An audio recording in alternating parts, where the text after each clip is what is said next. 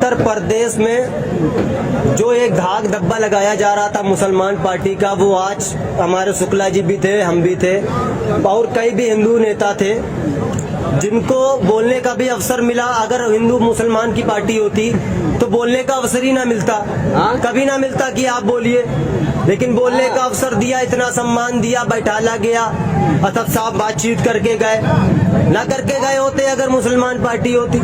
पूछना चाहता हूँ नाम नियाज सेकुलर पार्टी से, बन तो हैं मुसलमान, आजम खान बकरी चोरी के केस में छुड़ा लीजिए। से मत टकराना, मैं ओवैसी का फैन हूँ, इसलिए लोग प्यार से शादाब कहते हैं। कुछ लोग तो कहते हैं कि जैसे मोदी के वक्त में वैसी ओवैसी के वक्त है। वो देखिए, मैंने कहा ना, ये सब गवैये हैं। हमारे बड़े उलमा जो कहे उस पर हम चलते हैं। मौलाना मरहूम मतीनुल हक उसामा साहब कानपुरी रहमतुल्लाह ने कह गए हैं कि ये 2 लाख का गवैया है और ये कभी भी अपना ईमान बेच सकता है। ये वही सवाल करता है आज की एनआरसी पे ओवैसी ने नहीं बोला तो इनकी आंख फूटी थी। कोई नहीं बोला, अजय मिश्रा भाग गया, उनका लड़का भाग गया, उनका बयान आया नहीं सुधरोगे तो कूट देंगे। तो उनको बताना चाहिए कि किस बात पे आप कूट दोगे। किसानों जो अन्नदाता है उसको आप मारोगे, उसको आप पीटोगे। मैं आपसे पूछना चाहता हूँ अजय मिश्रा, बताओ तुम्हारा लड़का कहाँ है जो 5 किसानों पर रौंद कर चला गया? आपने खुद कहा कि आपकी गाड़ी है, तो बताइए कहाँ है गाड़ी आपकी? आपको सबसे पहले सस्पेंड करें, अपने लड़के को गिरफ्तारी दी। अच्छा, राकेश टिकैत की भूमिका पे सवाल उठ रहे हैं लखीमपुर पर, क्या कहें? देखिए, राकेश टिकैत किसानों का सौदा भारतीय जनता पार्टी से करवा रहे हैं। मैं आपसे बता रहा हूं, उत्तर प्रदेश की नाकाम व धिक्कार सरकार, जालिम व मक्कार सरकार, ये उत्तर प्रदेश की सरकार की राजनीति है कि किसानों को आप अराजक तत्व बता दीजिए। अगर किसानों को आप अराजक तत्व बता रहे हैं तो किसानों का खाना मत खाइए, किसानों का उगाया हुआ अनाज मैं नहीं खाऊंगा अगर किसान अराजक तत्व है। राकेश टिकैत ने बीजेपी पार्टी से किसानों का सौदा कर दिया है।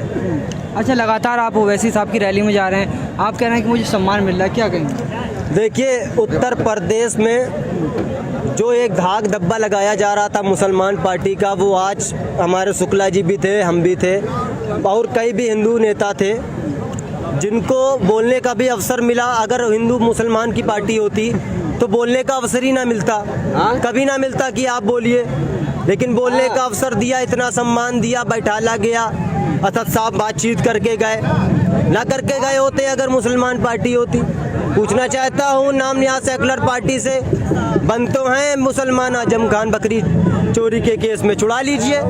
बोलती नहीं निकल रही है अखिलेश यादव। यहाँ के विधायक का जिक्र किया उन्होंने, क्या कहें? देखिए, यहाँ के विधायक जो हैं वो केवल और केवल जनता का वोट लेकर बाबा की झोली में डाल आए हैं। उनको कोई काम नहीं करना है, लहर में जीत गए हैं। 2022 में पता चल जाएगा। मन्नान साहब आ रहे हैं। मन्नान साहब जो है कितना मजबूत लगे? मन्नान साहब 2022 में 99.9% चांसेस है कि मन्नान साहब आ रहे हैं और विधानसभा में ऐसे गरजेंगे जैसे संसद भवन में बैरिस्टर असदुद्दीन ओवैसी गरजते हैं। अच्छा, यहाँ पूर्व विधायक की बात की, उन्होंने कहा कि हाशमी साहब जो है जेल में है, अखिलेश यादव बोल नहीं रहे। देखिए, अखिलेश यादव कभी मुसलमान के आने पर नहीं बोलेंगे, ये तो 2012 से चलता आ रहा है। अगर उनको मुसलमान के लिए बोलना होता तो दंगे में बोल दिए होते। 2013 में 50,000 पीड़ित परिवार कैंप में सोया, जिंदगी में पहली बार हुआ ऐसा, बोल दिए होते। वहाँ नंगा नाच ना देख रहे होते सैफई में। अच्छा, जिस तरीके से जो है अभी लखीमपुर खीरी में विपक्ष के नेताओं को नहीं जाने दिया, क्या कहेंगे? देखिए, ये तो भारतीय जनता पार्टी की एक बहुत बड़ी राजनीति है और उत्तर प्रदेश में पुलिस प्रशासन गुंडा राज पे उतारू है। मैं तो कहता हूँ जंगल राज चल रहा है। राम राज का वादा किया था, रावण राज को बुरा नहीं कहूँगा, रावण ब्राह्मण समाज का था, मैं उसकी पूजा करता हूँ। राम राज का वादा किया था, जंगल राज आ गया और ये जंगल राज तब तक नहीं सुधरेगा जब तक ये बाबा जाएंगे नहीं उत्तराखंड। फिर कौन आएगा? देखिए, इस बार बैरिस्टर असदुद्दीन ओवैसी साहब आ रहे हैं। मजलूमों की हिस्सेदारी की बात होगी। मैं आप साहब पूरे मीडिया से साफ कहना चाहता हूँ, हिंदुस्तान से एक बात कह दूँ कि मजलिस को सपोर्ट कीजिए। ब्राह्मण समाज से एक बात कह दूँ, अगर आपको मजलिस का एक भी विचारधारा अच्छी न लगे तो मैं भी आपके साथ पार्टी छोड़ दूंगा। एक बार मजलिस की तरफ रुख कीजिए। मजलिस को क्यों सपोर्ट किया? देखिए, मजलिस को सपोर्ट इसलिए किया, मैं हिंदू हूँ, मेरी आवाज़ उठाने के लिए बीजेपी है, मेरी आवाज़ उठाने के लिए अखिलेश यादव हैं, जो कहते हैं 3:30 बजे उठते हैं, लेकिन उनको ये नहीं पता कि 3:30 बजे उठने वाला ब्राह्मण समाज में निशाचर होता है। मेरी समाज बसपा उठाए मेरी आवाज़ को, लेकिन मेरी आवाज़ को उठाने वाले इतने नेता हैं, लेकिन मजलूमों की आवाज़ कोई नहीं उठा रहा। सिर्फ हिंदू मुसलमान की राजनीति कर रहा है। मजलूमों की आवाज़ अगर उठा रहा है तो कोई बैरिस्टर असदुद्दीन ओवैसी साहब। आप क्या कहना चाहेंगे? मेरा कहने का मतलब यही है, मैं बहुत खुशी है कि बैरिस्टर साहब सादुल्ला नगर तशरीफ़ लाए और काफ़ी तादाद में लोग जमा हुए, और हक़ की लड़ाई अगर कोई लड़ने वाला है तो वो हमारे कायद अलहाज बैरिस्टर असदुद्दीन ओवैसी साहब हैं। क्योंकि आज के वक्त में अगर देखा जाए तो वो सबसे बड़े दलाल इमरान प्रतापगढ़ी और अबू आसिम आज़मी साहब, जो कि बड़े इंटरनेशनल दलाल जिनको कहा जाता है, और ये हम लोग को वोट कटवा कहते हैं, जबकि 2022 में देखना 110% वोट कटवा ये साबित होंगे। दलाल क्यों कह रहा? दलाल सबसे बड़े दलाल हैं, ये दलाल तो है ही हैं। वही इमरान प्रतापगढ़ी जो कहता था कभी कि मेरे हिंदुस्तान में तेरा अकबर बोल रहा हूँ, मेरे हिंदुस्तान में तेरा अकबर बोल रहा हूँ, और वही इमरान प्रतापगढ़ी जो सोनिया गांधी, राहुल गांधी के खिलाफ बयान देता था कि हमारी बाबरी मस्जिद हमसे छीन ली गई, वही जो है इमरान प्रतापगढ़ी आज इसकी गोद बैठा है। इमरान प्रतापगढ़ी से इतना शिकवा क्यों? शिकवा है क्योंकि हमारे बड़े उलमा कहते हैं, हमारे बड़े उलमा मरहूम हज़रत मौलाना मतीनुल हक उसामा साहब ने बाकायदा कहा है कि वो 2 लाख का गवैया है। और है, यह हकीकत है। और इसीलिए हम कहते हैं कि मैं बहुत खुश हूँ मगर गमगीन लिख देना, मैं बहुत खुश हूँ मगर गमगीन लिख देना, तीखा मुझे पसंद है मगर नमकीन लिख देना, तीखा मुझे पसंद है मगर नमकीन लिख देना। और तुमसे कोई पूछे कि हिंदुस्तान का शेर है कौन, तो कलम उठाना और असदुद्दीन लिख देना। शेर कैसे जी? शेर कैसे? शेर कैसी? हमारे कायद के लिए है। और ये इमरान प्रतापगढ़ी कह रहे हैं शेर है, शेर हिंद, बिल्कुल शेर हैं वो, पूरे हिंदुस्तान के नहीं बल्कि हर मुसलमान आदि पिछड़ा सबके शेर हैं वो।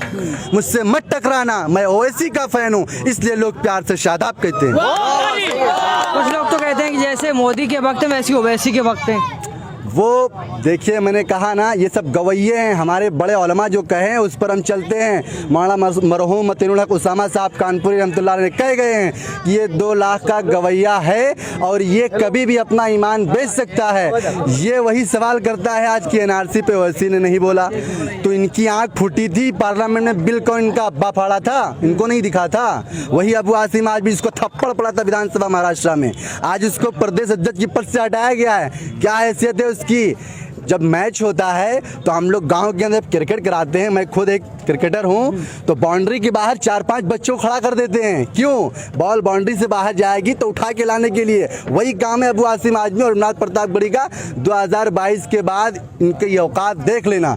और दूसरी बात, मैं एक आखिरी बात कहूँगा कि इनकी हिम्मत है, अगर ज़रा सी भी हिम्मत है इनमें, अगर ज़रा सी भी हिम्मत है, ज़रा से भी ज़र्रा बराबर अगर इनके अंदर ताकत है, तो ये कांग्रेस के मंच से खड़े होकर कहते कि बाबरी मस्जिद हमारी थी। वो कह रहे हैं मुस्लिम लीडरशिप चाहिए तो पाकिस्तान चले जाए। कौन कह रहा है? अबू आसिम आज़मी। वो बोले ना, उनको एक मर्तबा विधानसभा में आने दो महाराष्ट्र के। वो सपने में नहीं याद करें कि विधानसभा महाराष्ट्र में दोबारा आने वाले हैं, क्योंकि ओवैसी साहब की देन है जो आज वो विधानसभा में चल रहे हैं, वरना कहीं झाड़ू पोछा करते होते।